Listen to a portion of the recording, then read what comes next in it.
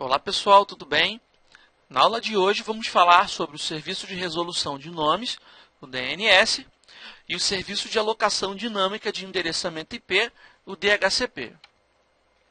A principal função do DNS, como já vimos em algumas aulas, é mapear os nomes de host para os endereços IP. O DNS, juntamente com o roteamento, são os dois serviços elementares, sem os quais a internet hoje não funcionaria.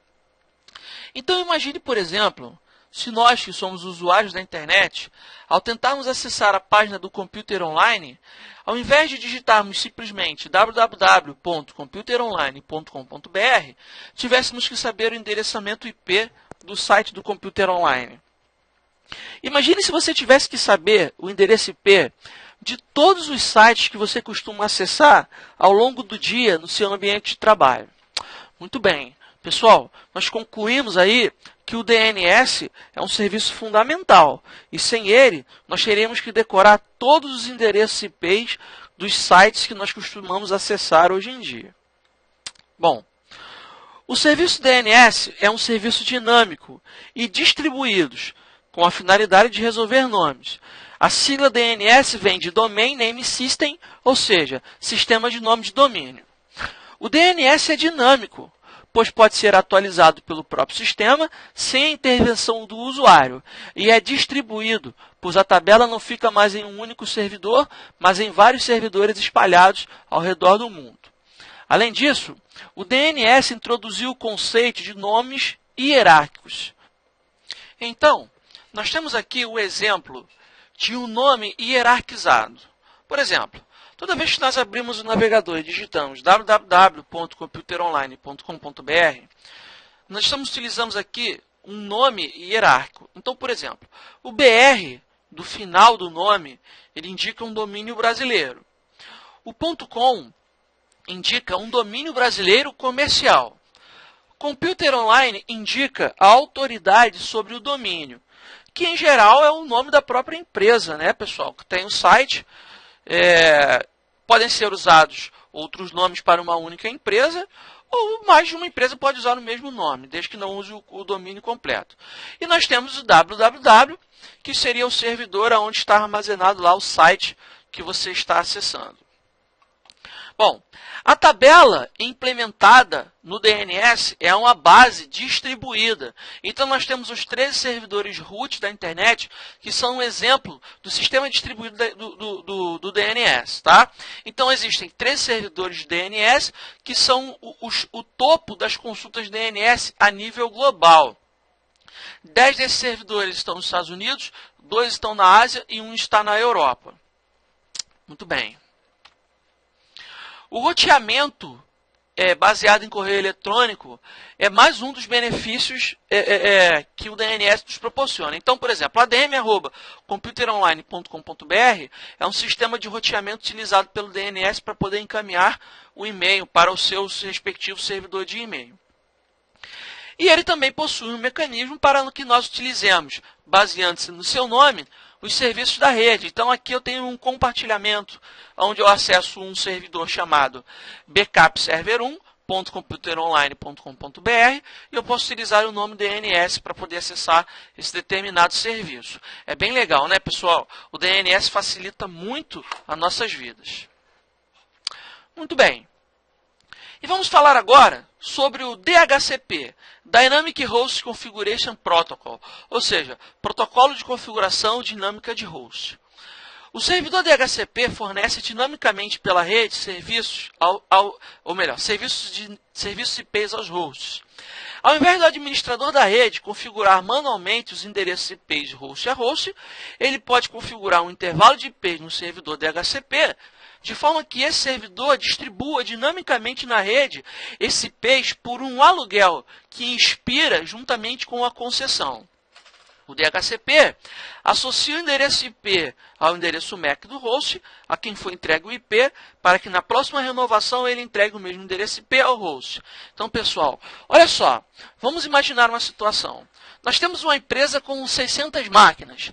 Olha, nós já sabemos que uma rede que fala TCP/IP é baseada no endereço IP.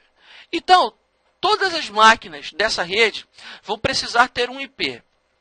Agora, como esse endereço IP vai ser atribuído a essa máquina? Nós temos duas formas. Nós podemos atribuir esse endereço IP de forma manual, que é quando o administrador vai lá e coloca o endereço IP com suas próprias mãos, mas também podemos atribuir esse endereço via DHCP. Eu levanto um servidor DHCP na minha rede e instruo as minhas máquinas a ir lá e consultar o servidor DHCP para adquirir o endereço IP. Então funciona mais ou menos assim.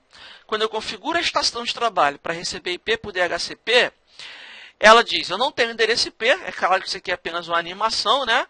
É apenas uma forma de explicar. E aí ela diz, algum servidor DHCP pode me fornecer um IP? Então, a máquina gera uma requisição por broadcast na rede, fazendo uma solicitação DHCP. O servidor DHCP escuta essa solicitação e fornece um determinado IP para o host que fez a solicitação.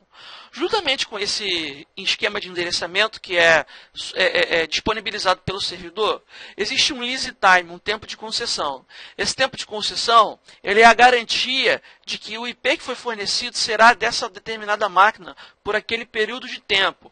A máquina, pessoal, de tempos em tempos, ela também renova essa concessão, fazendo com que, de fato, se a máquina estiver sempre renovando a concessão, o IP que ela recebeu do servidor DHCP vai ser eternamente dela. Agora vamos usar um exemplo simples. Eu tenho aqui a estação de trabalho do cliente A. O cliente A recebeu o IP 10.913 do servidor DHCP. Vamos supor que o lease time do servidor DHCP seja 10 dias. Se o cliente A, por exemplo, saiu de férias e ficou 30 dias ausente, os 10 dias do período de concessão vão expirar. Como a máquina está desligada, ela não vai renovar a concessão, e aí esse IP estará liberado para ser atribuído pelo servidor DHCP a um outro solicitante. Então funciona basicamente assim, idêntico a um aluguel. Então, pessoal, olha só. Quando nós vamos na propriedade TCP/IP da máquina, nós temos aqui as duas formas de colocar o cliente, né, para usar DHCP ou não. Então, nós temos aqui, ó, nesse caso, o cliente não está usando DHCP. Por que não? Nós temos aqui a opção obter o endereço IP automaticamente, que não está marcada, e temos a opção usar o seguinte endereço IP. Quando o administrador habilita essa segunda função, ele terá que colocar o endereço IP, a máscara de subrede, o gateway e o servidor DNS, para que esse host possa estar na rede TCP/IP. E aí, uma vez que aquela configuração é feita, quando nós clicamos aqui no botão Detalhes, nós temos uma verificação, basicamente, de como está a configuração da nossa máquina. Então, nós temos aqui o endereço MAC da máquina. Nós temos aqui de forma explicitada que essa máquina não está utilizando DHCP, então essa é mais uma forma que você tem de verificar que essa máquina não está usando DHCP. O endereço IP que o administrador configurou, a máscara, o gateway e o DNS. Agora, vamos para uma segunda situação. Se eu quero que o meu cliente use IP por DHCP, eu vou marcar a opção de cima, que é a opção obter um endereço IP automaticamente. Repare que quando você habilita essa opção, ele desabilita automaticamente todos os campos para serem preenchidos, né? E você pode optar por receber IP, máscara e gateway via DHCP, e você também pode optar por usar o seu servidor DNS manualmente. Se você quiser, isso pode ser feito. E aí, quando nós clicamos no botãozinho detalhe, repare que já são adicionados aqui uma riqueza maior de detalhes. Então, já de cara, você repara que na opção DHCP ativado, nós temos sim. E aqui nós vemos o IP que o servidor nos forneceu, que nesse caso foi o 92.168.254.224, mais a máscara.